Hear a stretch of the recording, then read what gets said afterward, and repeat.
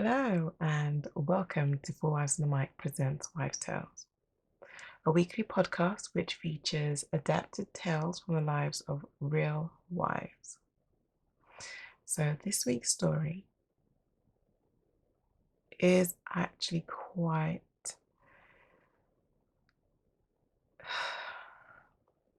I don't want to put my feelings and opinions on it, so I want you to hear it and then we can talk all about it on Instagram. Okay? This week's tale is called Broken Promises.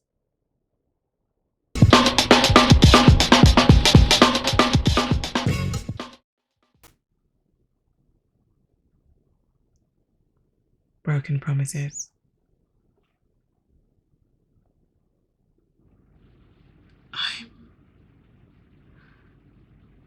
I'm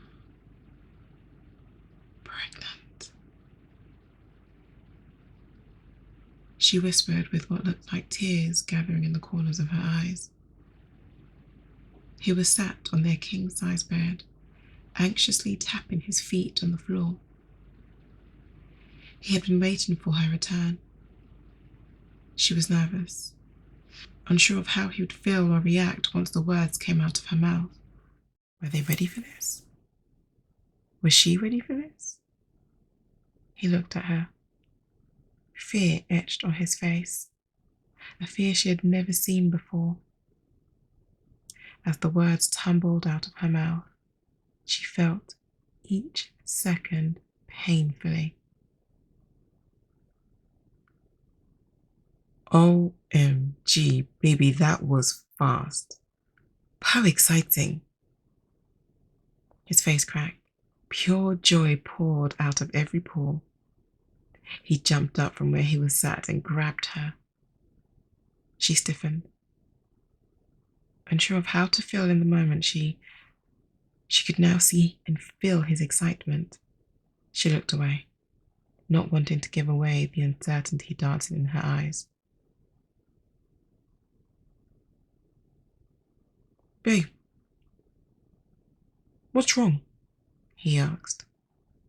Seeing his excitement, she already knew what he would say, that they weren't some teenage lovebirds, that they were married and happily married.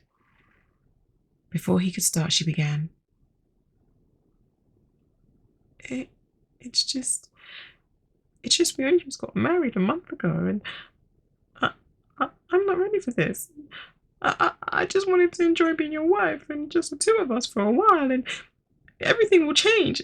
This is going to change everything. And I wanted to travel, and I wanted to just be carefree.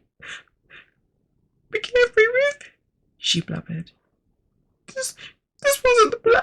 He interrupted her with a kiss. His soft, gentle caress brought a calm to her. He cupped her face as he stepped back slightly, taking in all of her. Her soft round eyes, the gentle peaks of her cheekbones, her supple pink lips. She could see him taking her all in. She blushed. Baby, this is God's gift, a gift that some people pray their whole lives for. I've got you. We've got this. He hugged her, and warmth once again filled her body. She relaxed into him. She smiled, breathing in every inch of him. I love you, she whispered. That was a couple of days ago. As she sat on the toilet seat, it felt as though a whole lifetime had passed since she found out she was pregnant. She thought of biting her tongue whenever one of her sisters called. She thought of telling her face when her mother looked a little too closely at her. She thought back to last night, dinner with her best friend who had wanted to show off a new winery she had discovered. Bottles of rich reds and fragrant whites decorated the dinner table, and with a bubbling excitement she had declined stating one prayer or church commitment, something he had gladly played along with. They really were in it together. The two lovebirds remained lost in a state of euphoria. Just the two of them. They spoke of plans to come, kid-friendly holidays, boy names, girl names. Who would the child look like? Would it be tall or a dark chocolate hue? Would they grow to love food like their dad or computers and tech like their mum? Or would they be fashion obsessed like their aunt or none of the above? She thought of private schools or state schools, staying in the city or moving a little further out. She thought of life abroad. With both their jobs, it was a reasonable consideration. She would stare at herself in the mirror, looking for any noticeable change, any growth, a little bump maybe. This morning felt like all the others, or maybe it didn't. Maybe it was a little rougher than the others. She couldn't tell. What she could tell, as clear as day, were the bright red droplets of blood stained on her underwear. The bathroom door slowly opened.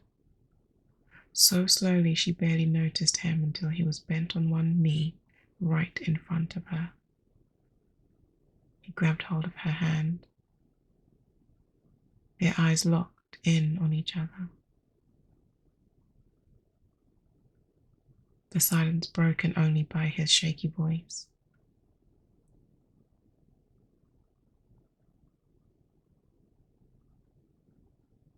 Baby, we're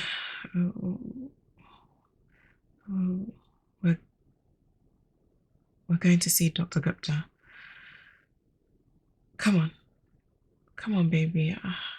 I've got you.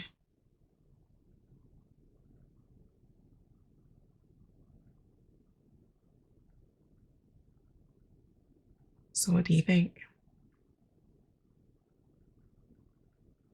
Not gonna lie, this story did get me quite emotional. Join in the conversation. You can do this on our Instagram page. You can do this on the YouTube page, or YouTube channel, or get in contact on any of the podcast platforms. If you do like what you hear or see, give us a thumbs up, or share it with your friends, or subscribe, or follow us. There's so many different ways you can interact. But thank you so much for listening. And I want to send a big shout out and a big thank you to this week's contributor.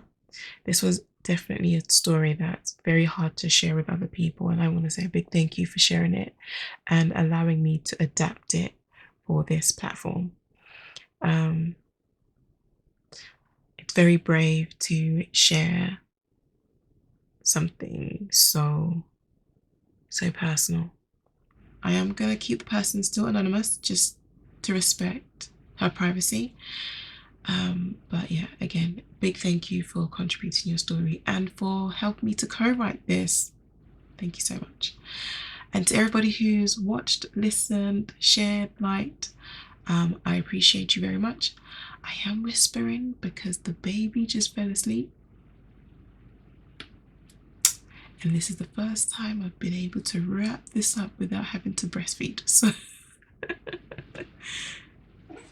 oh, fudge.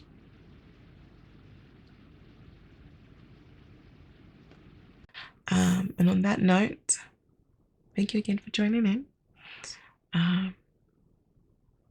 Stay safe, stay indoors, and till next week. Bye-bye.